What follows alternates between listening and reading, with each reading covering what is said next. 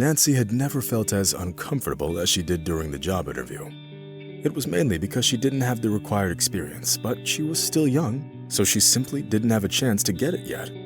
Have you worked as a home health nurse before? I hope you know how everything works and have the necessary skills, the man asked menacingly. He behaved as if he was 20 years older than Nancy, which wasn't true. Yeah, I had to take care of an elderly woman once, although I didn't work for an agency back then, but as a private nurse, the woman said quietly. So you have some experience. I hope you understand that my mother needs a real specialist and not a self-taught fraud, the businessman said immediately. The nurse nodded, sincerely hoping that the interview would end there. The tone of the man sitting in front of her made Nancy very nervous and uncomfortable. Frankly speaking, she was very out of place around this strict millionaire, who asked one strict question after another. The businessman was Jacob Sommers, and his name carried a lot of weight in the business circles of the city. Of course, Nancy didn't know any of this, but even by the way her future employer talked, she understood that he was an important person who didn't like joking around. Well, you seem good on paper, but time will show whether that's true in reality. Keep in mind that my mother has high standards and is very demanding, and some people have found it very hard to deal with her temper. That's why I'm offering a much higher pay that is customary for this kind of work, Jacob added. No doubt there, I bet you inherited your mother's temper, Nancy thought, but didn't say, of course. Jacob asked a few more questions, each of which was aimed at determining the stress tolerance threshold of the young nurse. Dear Lord, what kind of woman is she? Why do they care how many languages I know or what literature I like?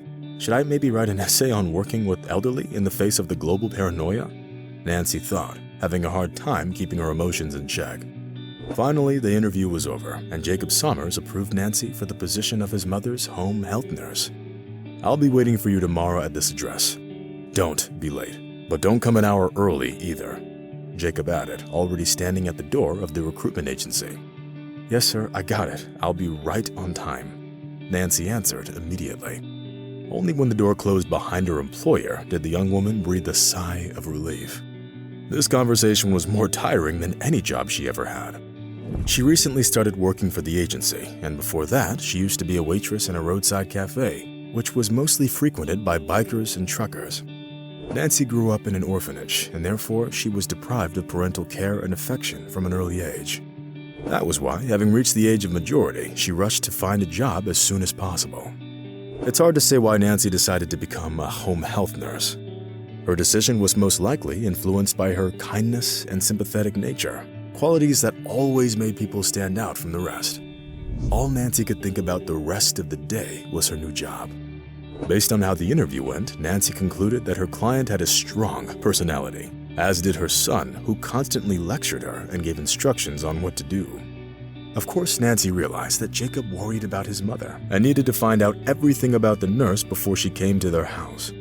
Okay, I'll figure it out on the go. I shouldn't stress myself out beforehand, the young woman thought, trying to cheer herself up. The next day, she got up earlier than usual, had a quick breakfast, and went to the Sommers family house. At the same time, the woman didn't forget to take her lucky charm, a handmade golden earring with a tiny diamond, which looked like the eye of a snake from Kipling's fairy tales. Nancy didn't know who exactly this earring belonged to, but the caregiver said that she was holding it in her tiny hand when she got to the orphanage. Meanwhile, no one knew where the second earring was. Either it simply got lost, or maybe the girl never had it to begin with. In any case, the earring became Nancy's lucky charm that helped her out during difficult times and always brought her good luck. Thus, before leaving the house, the young woman clutched the little thing in her hand and mentally asked it for help. Nancy found the Sommers house rather quickly, since it was located in an elite area of the city where most people couldn't afford to buy land. Trying to calm down and stop her hands from shaking, the young woman went to the door and rang the doorbell. Jacob Sommers came out to greet her. His car was parked by the house. "Good morning, Nancy. I appreciate your punctuality," the man said with a smile. Nancy greeted the owner of the house and smiled back. Maybe he's not so bad. He seemed way more aggressive during the first meeting. The young woman caught herself thinking. Now it was time for Nancy to meet Jacob's mother, Barbara. In addition to Jacob himself, the woman had another son who lived on the other side of the country and couldn't visit his mother often. Barbara's husband, Quentin, died in a car accident 23 years ago, and the woman remained single ever since, unable to let another man into her life. Some people saw it as unnecessary, while others saw her decision as a perfect example of true love and devotion.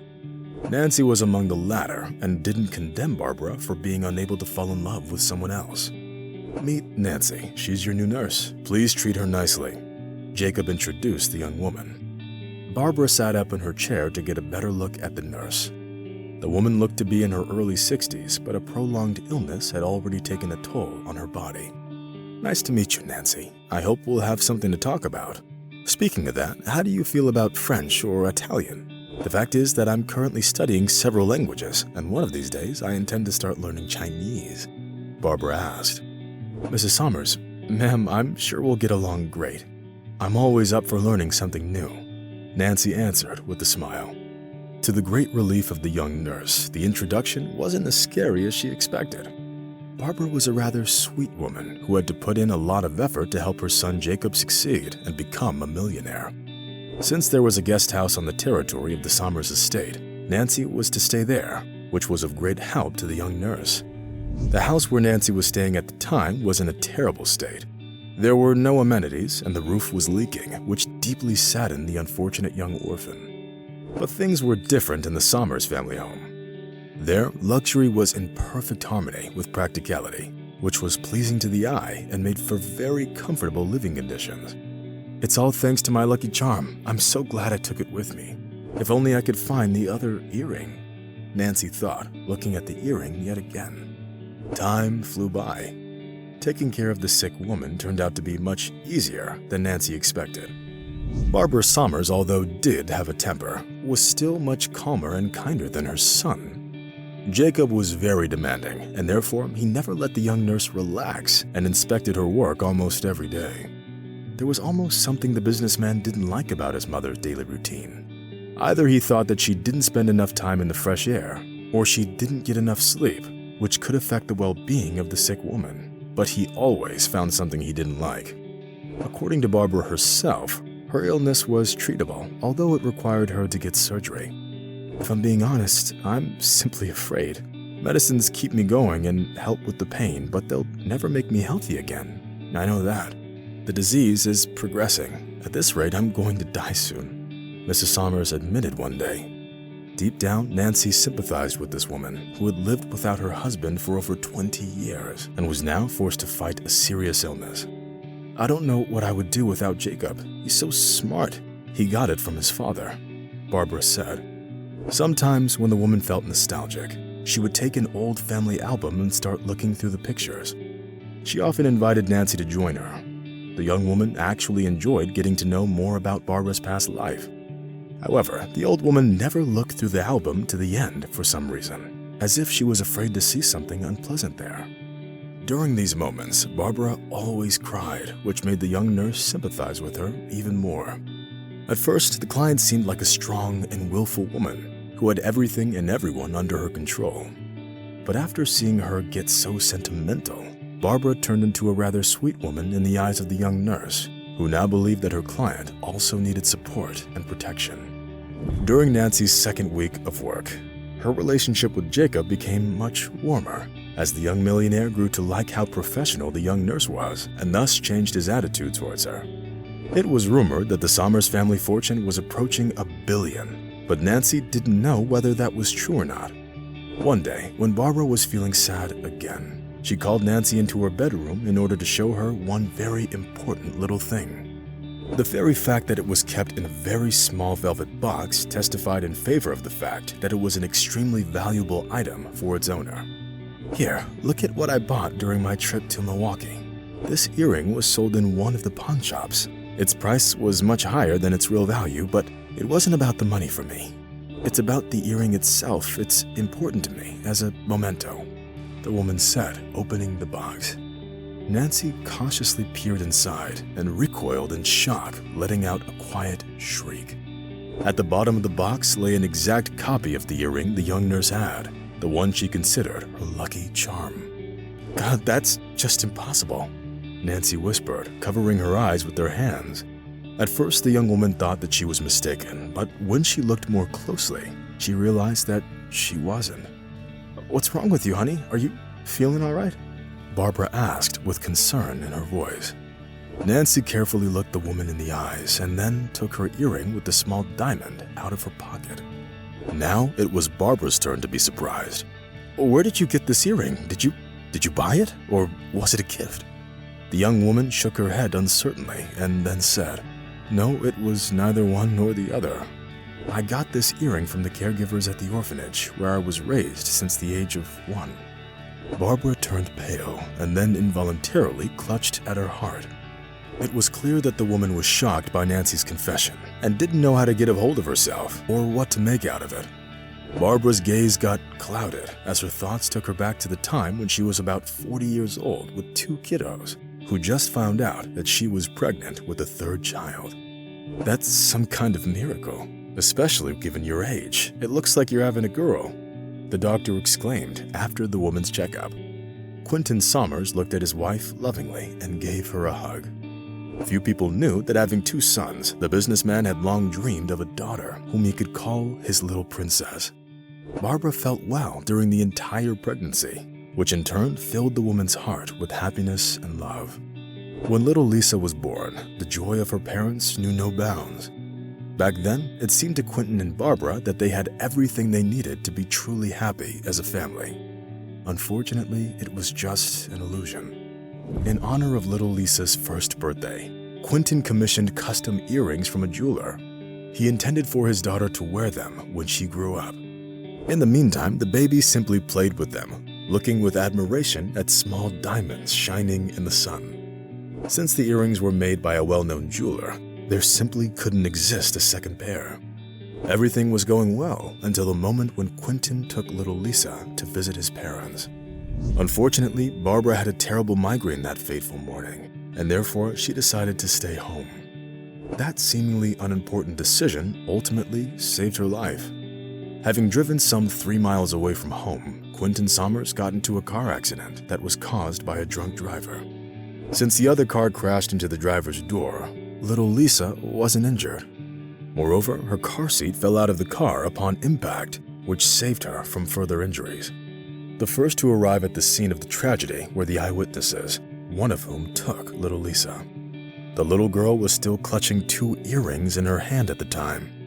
Later, Lisa lost one of them, but she held on tightly to the second one. Of course, there was no way of telling who that woman was and why she took the girl. Some of the eyewitnesses said that she left in a dark green Ford, but it was cloudy that day, so the color of the car could have easily been dark blue or even black. They never managed to find the woman, or Lisa, as they both seemed to have vanished off the face of the earth. Distraught with grief, Barbara was ready to give everything she had only to find her daughter. After her husband's funeral, the woman went to great lengths trying to find Lisa. She paid incredible amounts of money to all kinds of psychics who took advantage of the woman's gullibility and deceived her in the most shameless way. Private detectives and mediums, like a flock of hungry leeches, clung to the wealth of the distraught widow.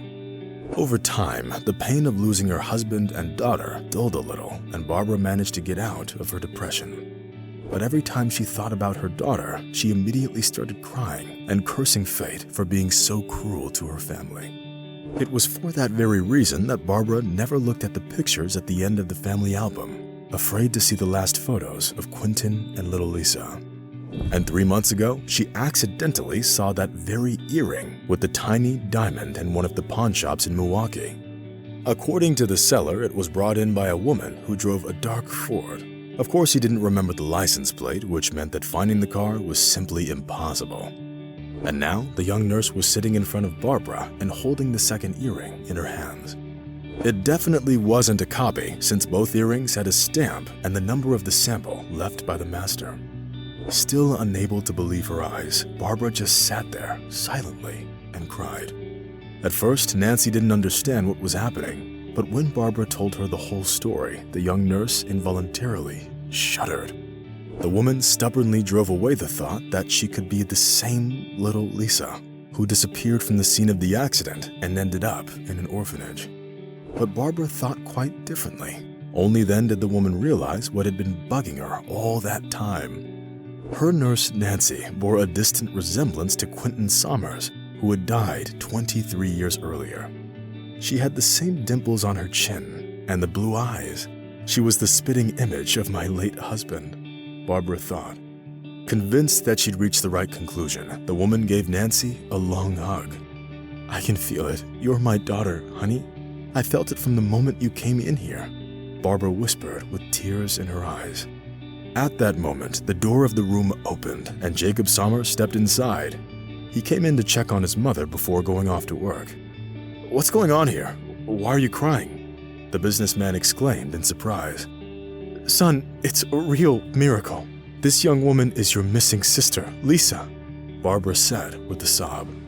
Jacob was confused for a moment, after which a dense network of wrinkles covered his forehead. Frankly speaking, the businessman didn't believe in miracles, which was why he immediately grew suspicious of Nancy, thinking that she could be trying to scam his mother.